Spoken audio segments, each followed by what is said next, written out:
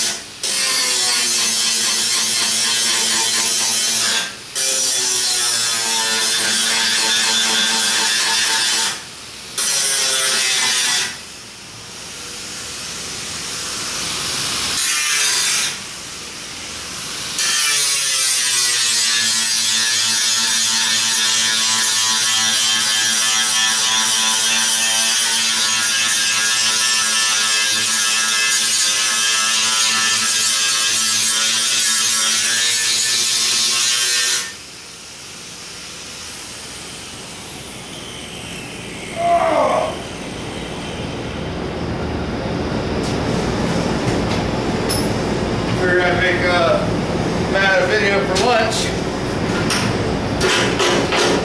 Lunch video.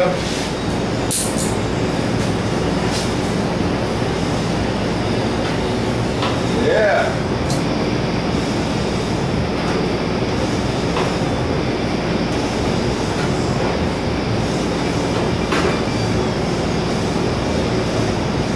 Getting there. We're getting there. One more grinding.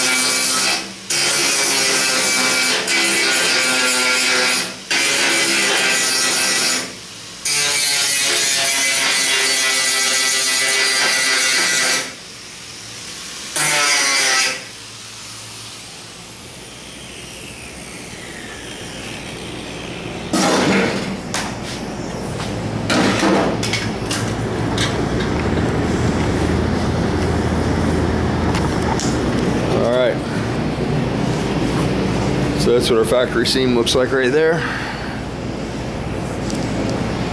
can see that or not, but that top post lays right on top of that.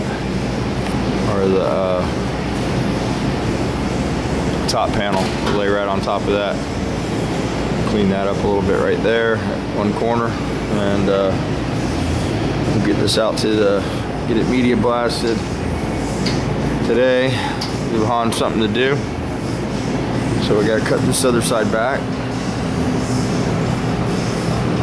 Yeah, no focus.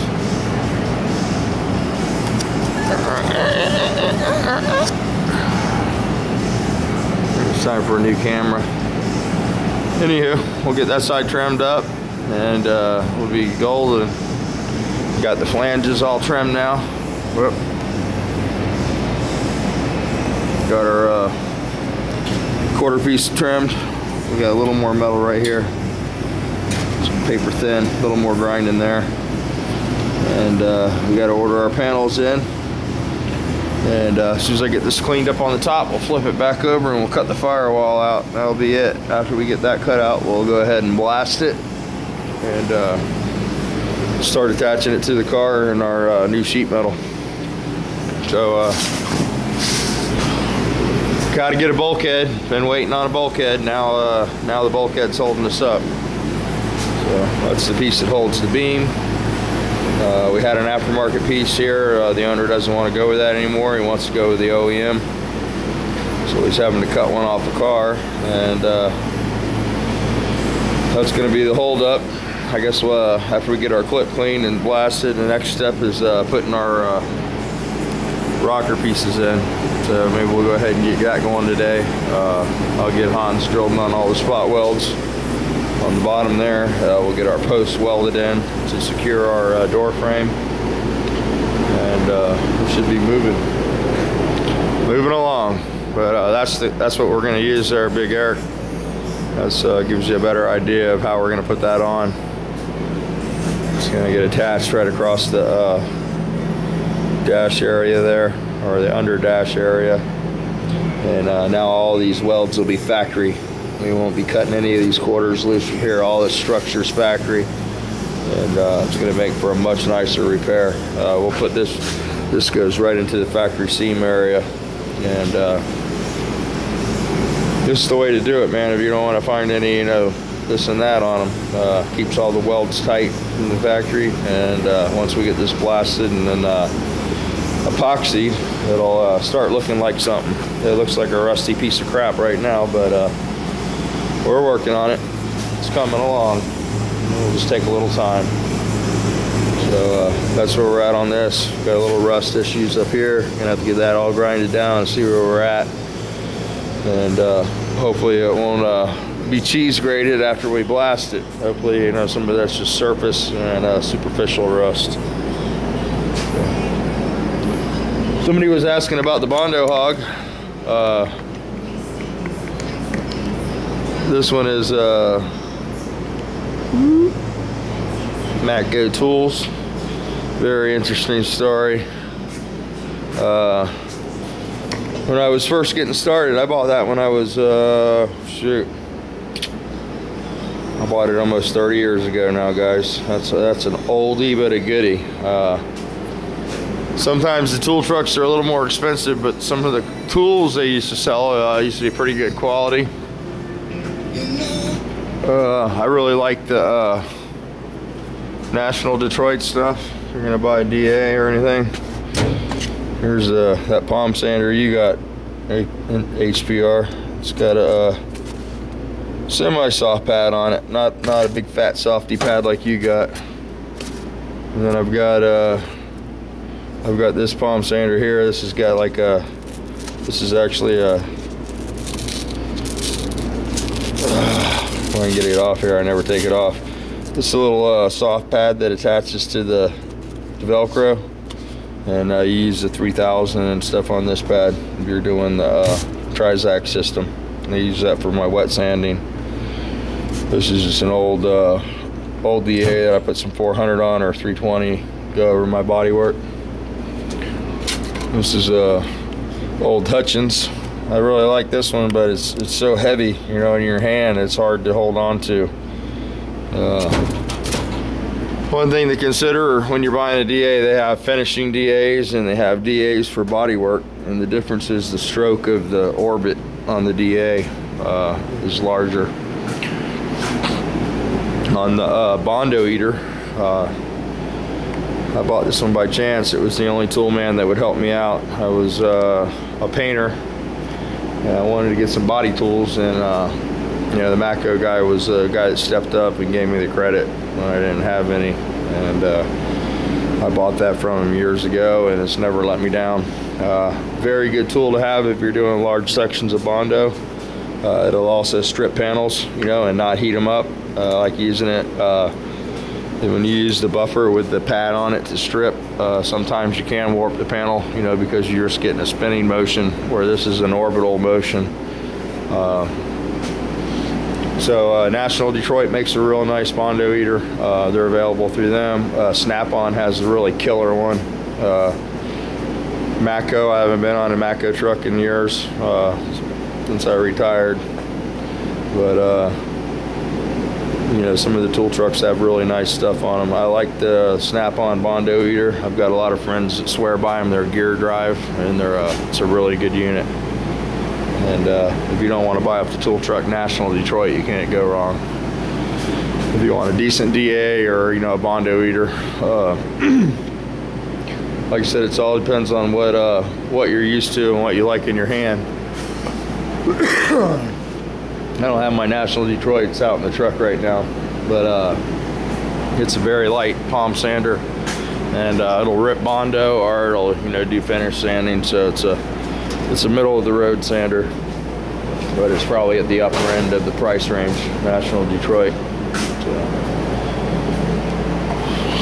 So you guys out there, I know some of you guys are buying some big tools, HPR. I know it's I'm a long way from you, man, but I was at Harbor Freight and I saw those paint shakers. They have them here for $89. So if you need something like that, man, don't be afraid to put it up in a video, and I'd be glad to go pick it up for you. Whatever we got to do to work it out, though. I don't know if because of where you're at, you know, stuff's more expensive, or if you know, they misquoted you on that, or, you know, looked the wrong thing up, or whatever happened there. But it's done. It's done. You know, same with guns and all that kind of stuff. Can get you a deal on all that stuff. I know some people tell you out there not to buy online, but I've helped a couple guys out online. I think that they'll tell you that the service is good, and you know, if you have a problem, I'll definitely stand behind it. But with tools, there's just so much money to save that I can't even stress to you, you know, the savings. So please, man, you guys are my buddies, you're my friends out there. I want you to, you know, get the most tool for your dollar. I know these Moto Guard filters, we have them for like right over $100. Some of you guys were mentioning they're as high as 160, 140 out there. Even with shipping, I can still beat that price. So I know I shipped some stuff to Tom's World a couple times now, and the shipping's only been like $13, $12, so shipping's not a real big issue. Unless, of course, you're in Canada, and I can't ship any hazardous waste over the border.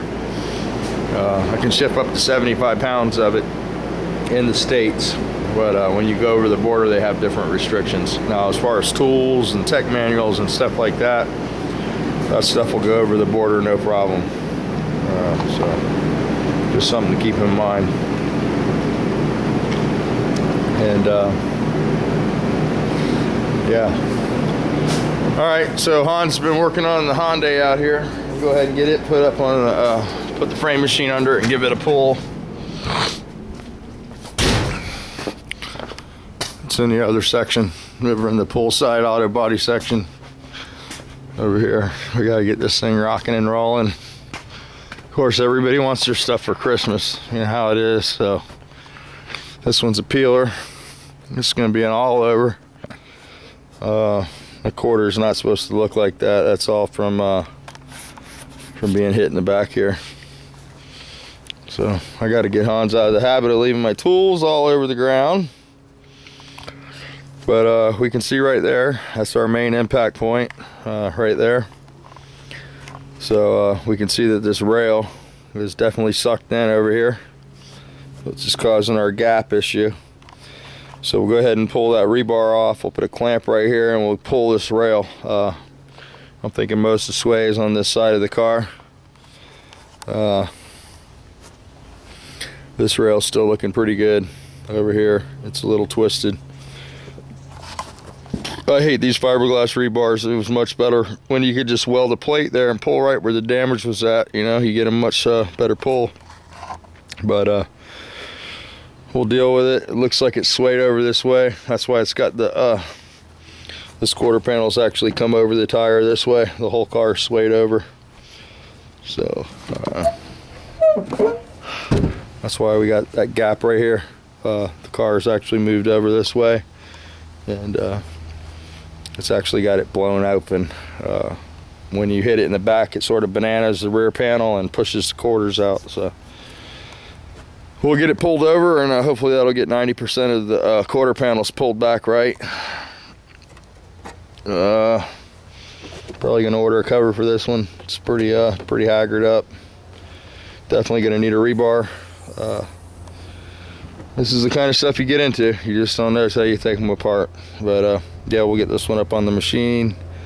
Or actually, we're gonna use the dozer on this, and we'll tie it down to that. Might have to pull that rear muffler off. I don't know yet. And we'll see what it comes out like. So we'll keep you all updated. Right, baby cat? Baby cat. That's the baby cat. So then we still got the Jeep here. Jeep's got a same issue, you know, sun peeling. We're gonna paint the hood on this, paint these flares, paint the fenders, I guess, the grill, and that's it. And the cow panel up there looks pretty bad on this side. So we'll try to get this in there later and get them going on this. So that's where we're at, and we'll keep you updated. We'll keep the videos coming.